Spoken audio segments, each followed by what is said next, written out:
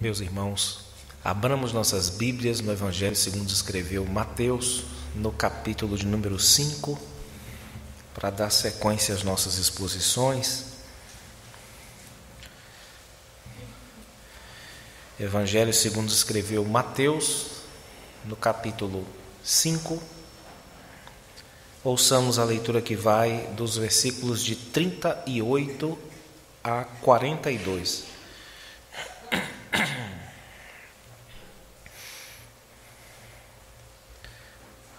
Mateus 5, de 38 a 42, assim nos diz a palavra do nosso Deus.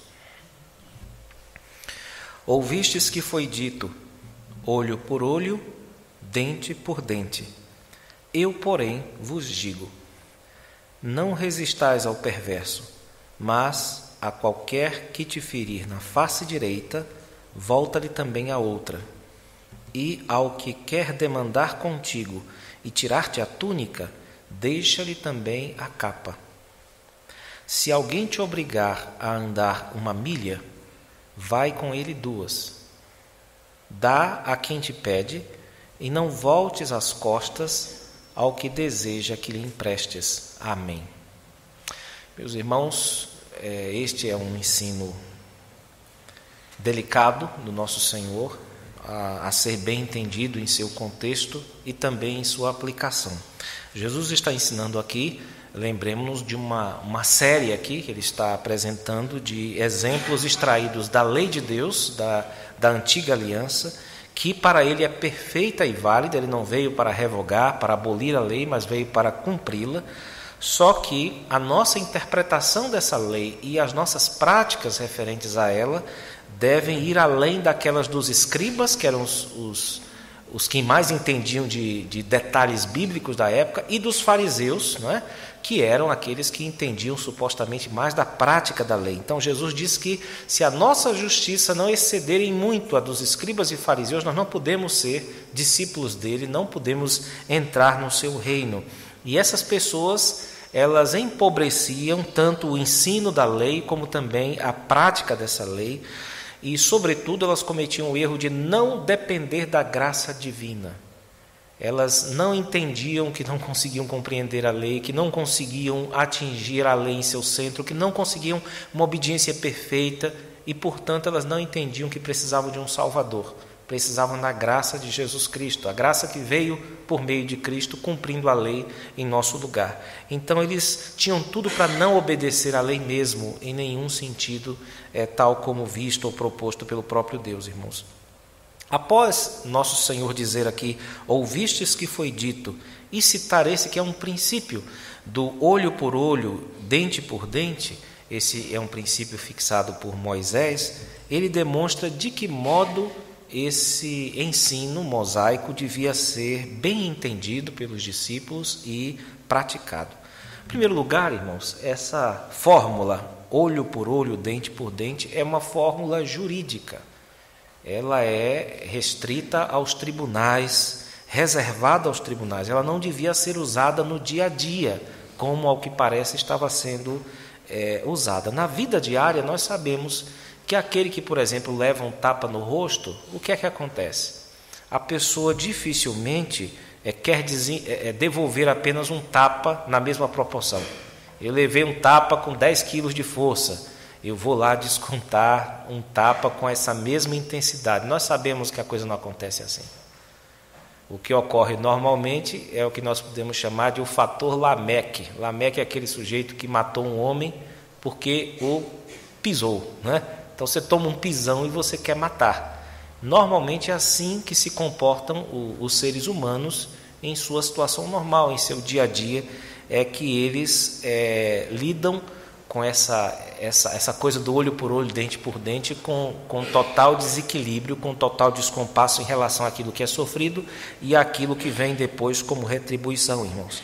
Olho por olho, dente por dente, embora soe cruel, numa primeira olhada, numa primeira observada, servia para refrear a raiva da pessoa, servia para refrear as autoridades, vinham para refrear a raiva humana, que sempre tende a essa desproporção do me dê um tapa que eu te mato.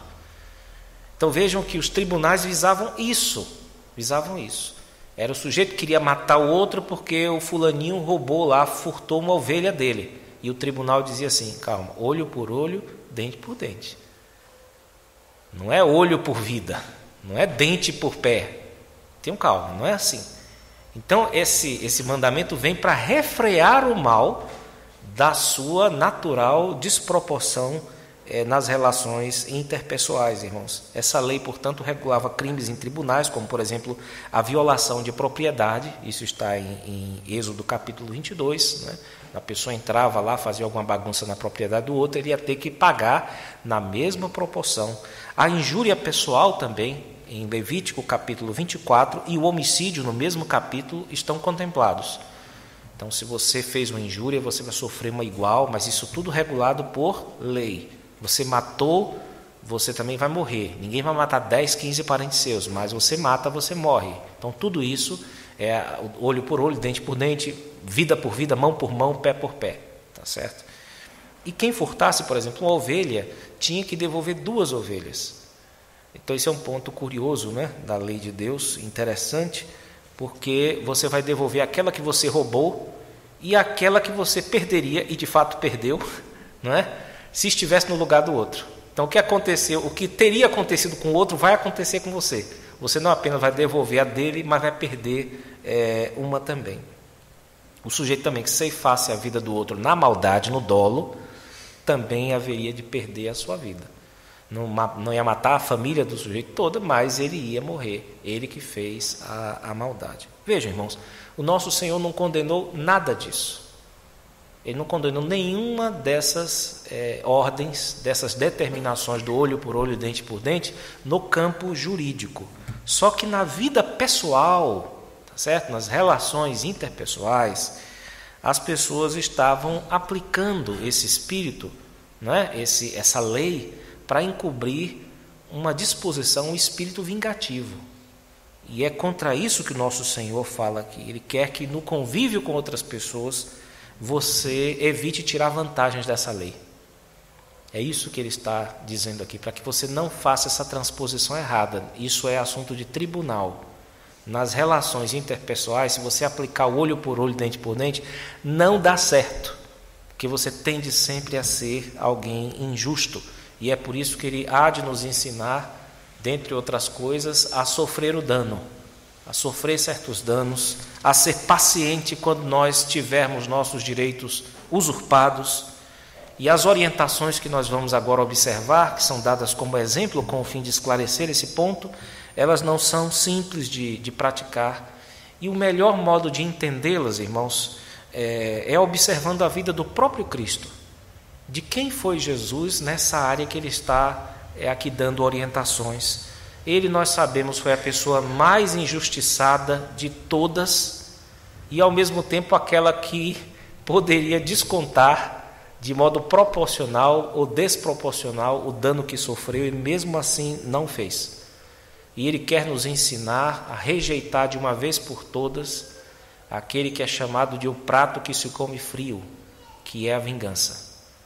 É isso que Jesus quer nos ensinar com esse texto nessa noite, irmãos. E ele faz isso por meio de 2 pares de exemplos.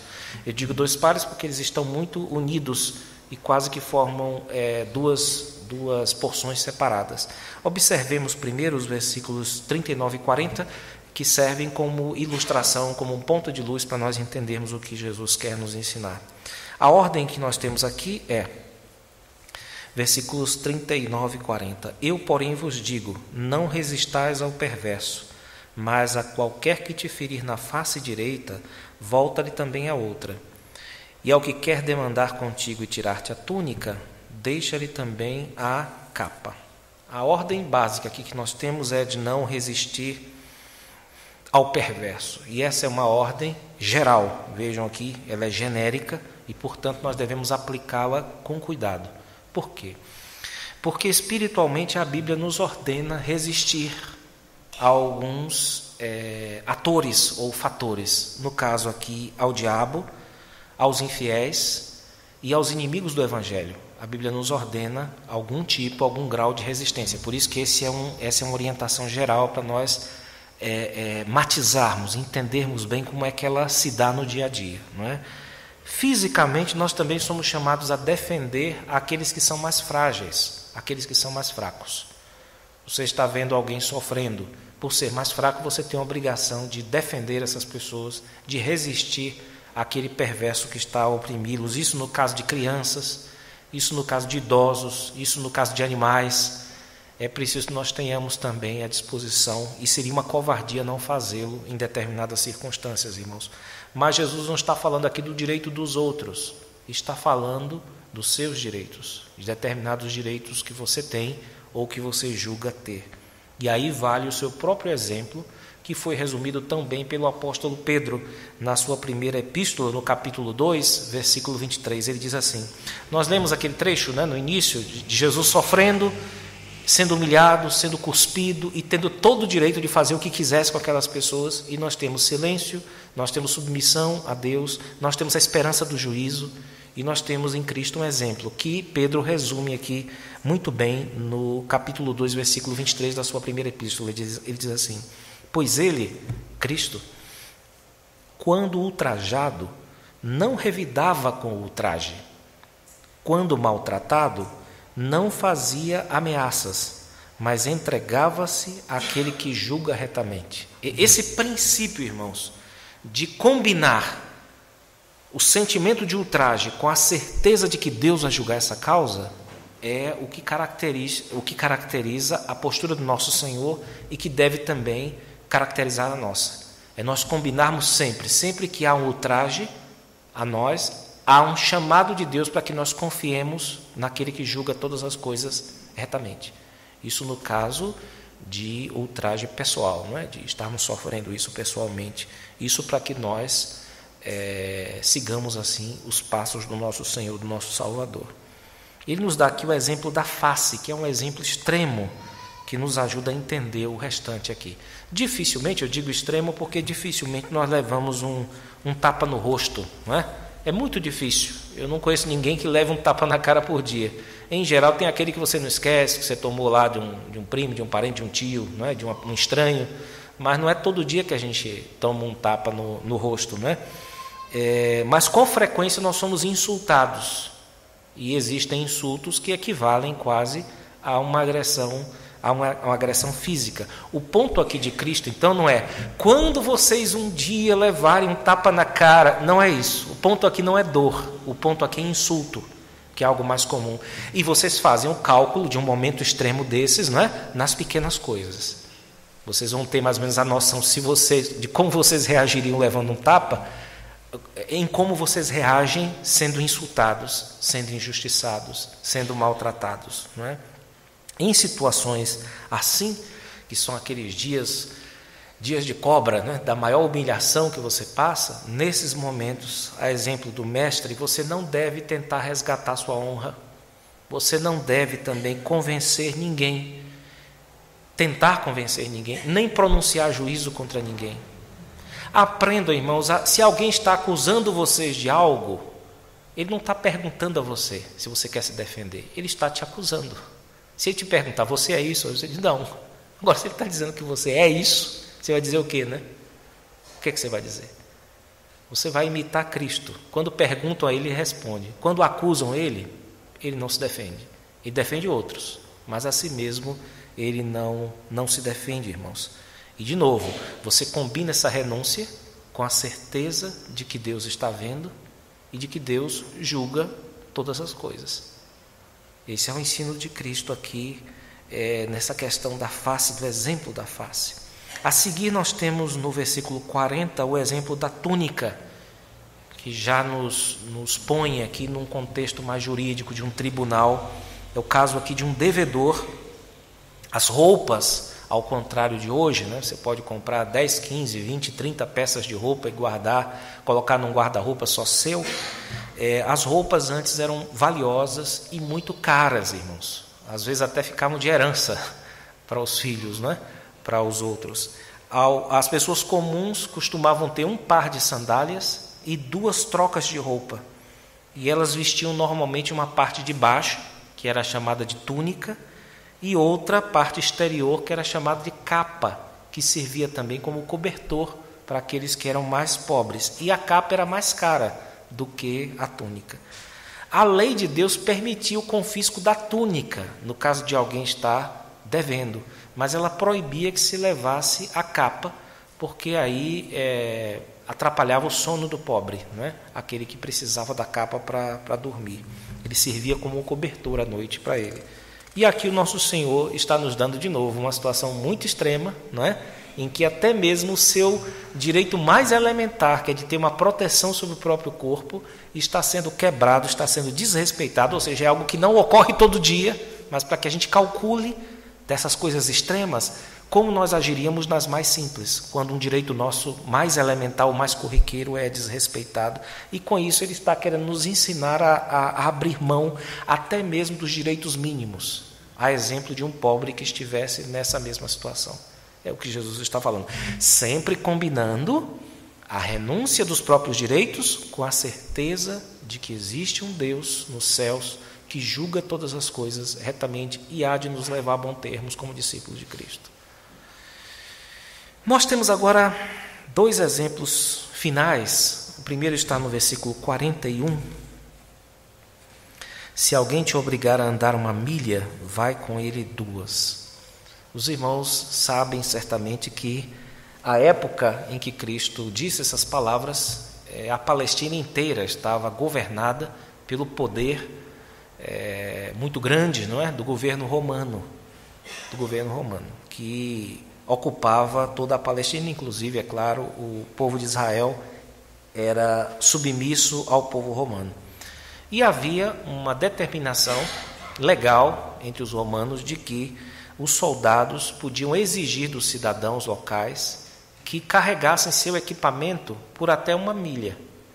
Eles tinham que carregar, se precisasse de ajuda, eles podiam pegar qualquer pessoa que estivesse passando e dizer assim, olha, carregue aqui para mim até ali, não é? De acordo com a lei dos romanos.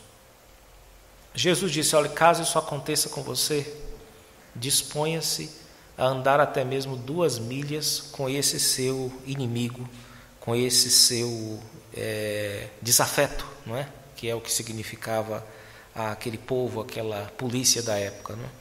E com isso ele está ensinando, irmãos, a disposição paciente que nós temos de ter para com os nossos inimigos. De novo, se você ficar pensando que um dia vai ter aqui um governo que vai te obrigar a andar 2 milhas, você perde de vista o ponto do texto aqui. O ponto do texto é te dar uma ideia de um extremo, para te fazer calcular no dia a dia como é que você está em relação aos seus inimigos, como é que é a sua tolerância em relação aos seus desafetos.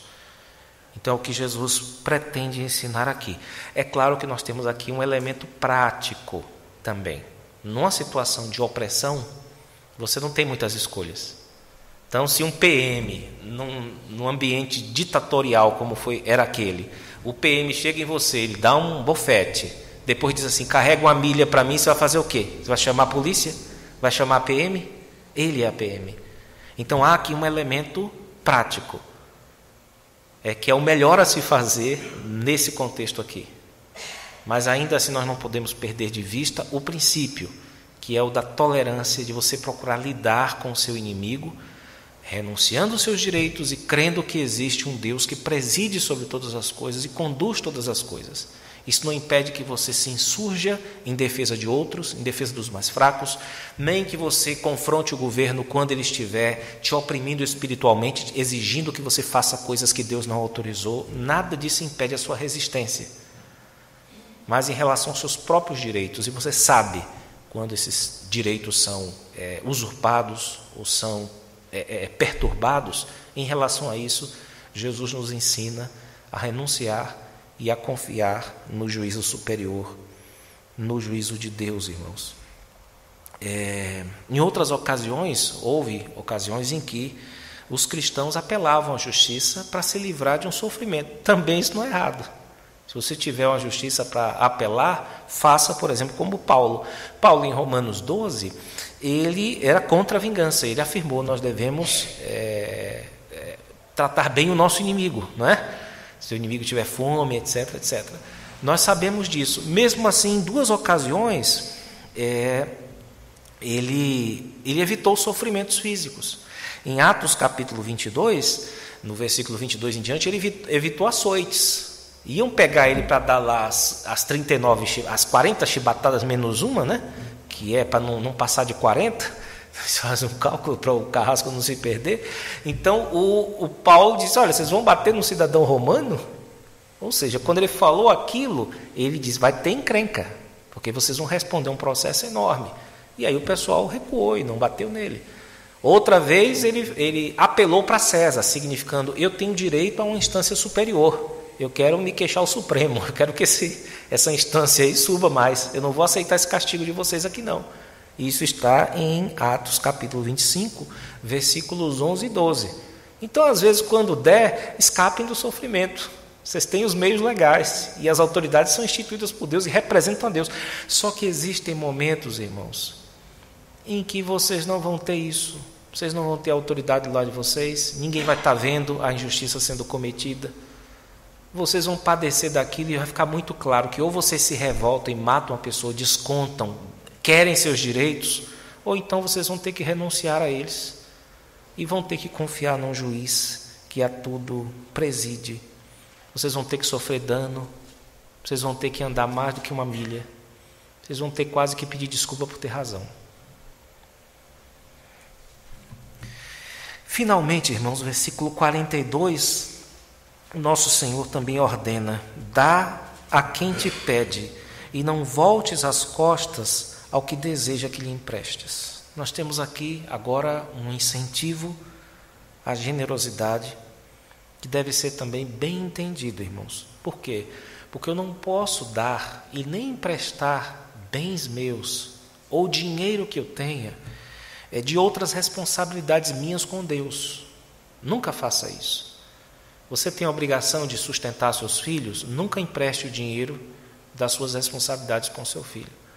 Você tem dinheiro para pagar amanhã, nunca empreste esse dinheiro que você deve, para você não dar mau testemunho.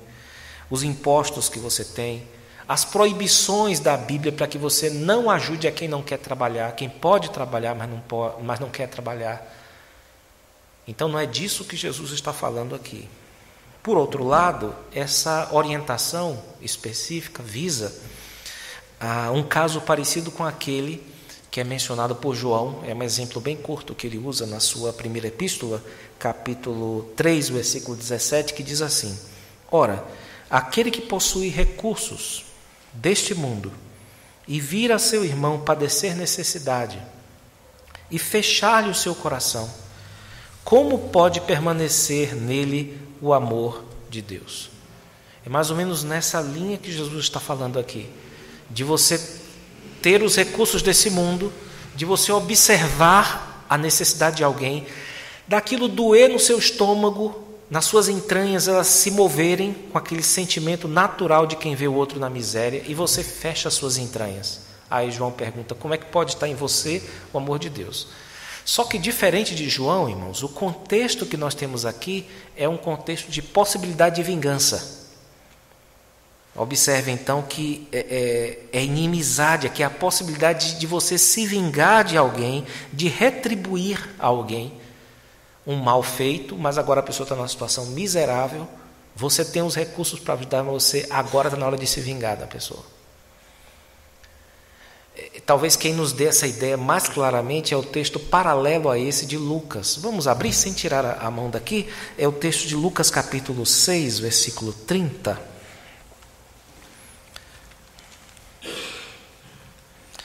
Ele tem uma intensidade maior. Vejam que ele faz referência aqui, a referência cruzada é a Mateus 5, 38 a 42. Não é exatamente o que a gente está tratando aqui, que está aí nesse título em negrito dos editores.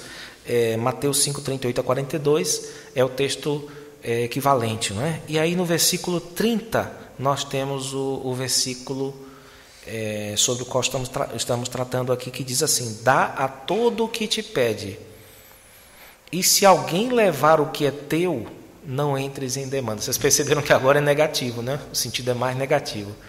É de alguém que, vamos dizer assim, levou emprestado num sentido, né? É de alguém que quase que levou à força aquilo que você tinha. E Jesus diz assim: não entre em demanda. Não entre em demanda. A não ser, é claro, isso está contemplado já, se você está lutando pelo direito de outros.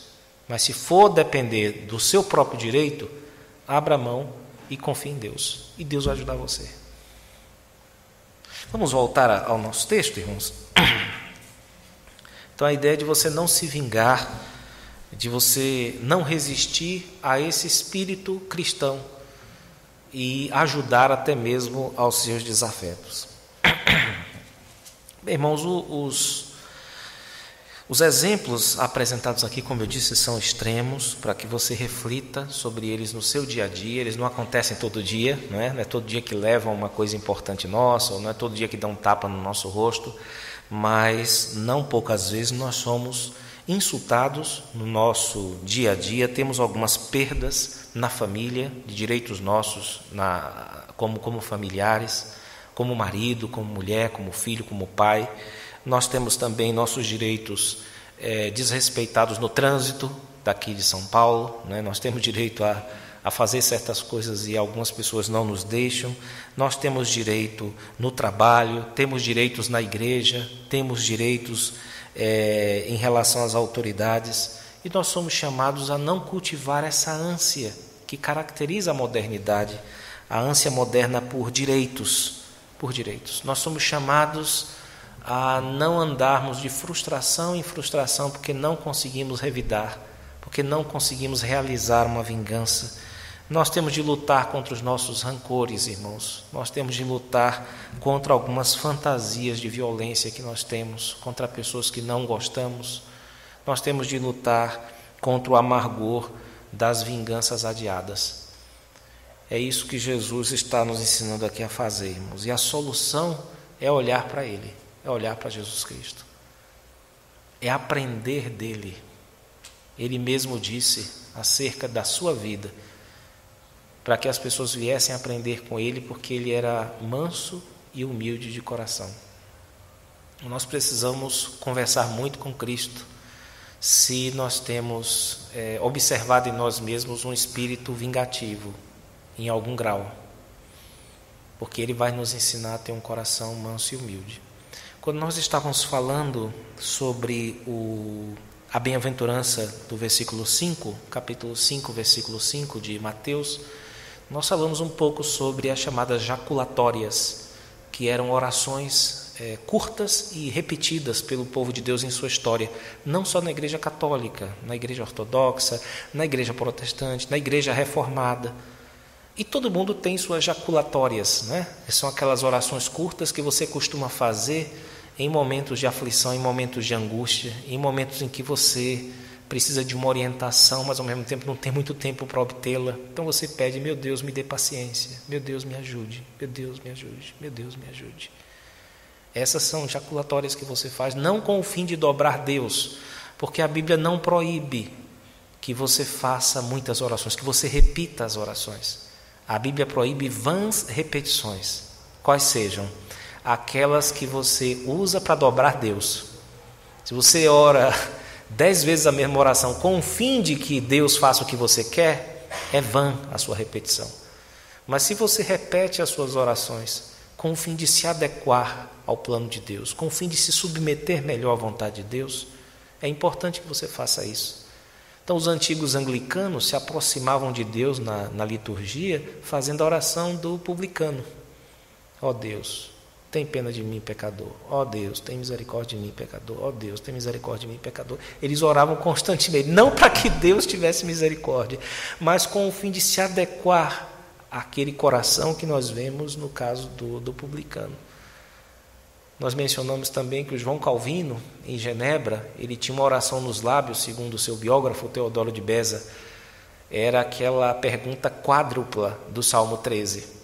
Até quando, Senhor? Até quando, Senhor? Ele via os irmãos sendo perseguidos, os refugiados, né, indo para lá e para cá, sendo mortos por sua fé, e cada vez que ele sabia de um desastre, ele levantava os olhos e dizia: Senhor, até quando, Senhor? Até quando, Senhor? Isso era um costume. Outros diziam: dá luz, Senhor, dá luz, Senhor, concede-me luz para tomar as decisões certas. Eles insistiam nisso não para que Deus os obedecesse, mas para se submeter a Deus. E você tem suas jaculatórias, não tem? Você tem. Você deve ter orações que você faz automaticamente, insistentemente, não com o fim de dobrar Deus, mas com o fim de se adequar a determinadas circunstâncias, né, de acordo com o plano de Deus. E há uma jaculatória muito bonita que particularmente eu faço, que é a que eu mencionei no sermão sobre Mateus 5,5, e que tem a ver com essa, que é baseada em Mateus 11, né? O texto que nós lemos na abertura do culto: vinde a mim, todos vós que estáis cansados e oprimidos, e eu vos aliviarei. Tomai sobre vós o meu jugo e aprendei de mim, que sou manso e humilde de coração, e tereis descanso para as vossas almas, porque o meu fardo é suave, né? Me ajudem, porque o meu jugo é suave e o meu fardo é leve. Obrigado, irmãos. Então, a jaculatória é simples e diz: Jesus, manso e humilde de coração, faze meu coração semelhante ao teu. Essa é uma oração curta, pequena, não vai dobrar Deus, até porque é um pedido que nós devemos fazer para Cristo, para que Ele nos ensine, porque Ele é o grande exemplo de alguém que foi ultrajado mais do que todos os homens, teve seus direitos confrontados mais do que qualquer outro homem, e ele que podia, irmãos, revidar mais do que todo homem, ele não fez isso. Ele não fez isso. Então é claro que isso aqui é um chamado para nós aprendermos com Cristo a entendermos, a conectarmos a renúncia aos nossos direitos pessoais com a certeza de que existe um juiz que julga todas as coisas. E enquanto esse juiz não se pronuncia, cabe-nos buscar adequação e pedir: Jesus, manso e humilde de coração, faz meu coração semelhante ao teu.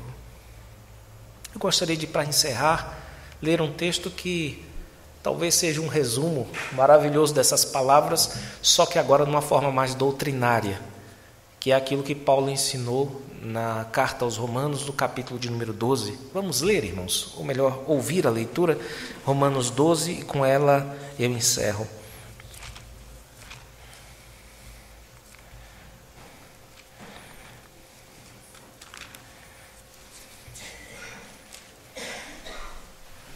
Romanos 12, de 19 a 21, eu vou fazer a leitura, a igreja ouve e com ela nós encerramos essa mensagem. Romanos 12, de 19 a 21, nos diz assim: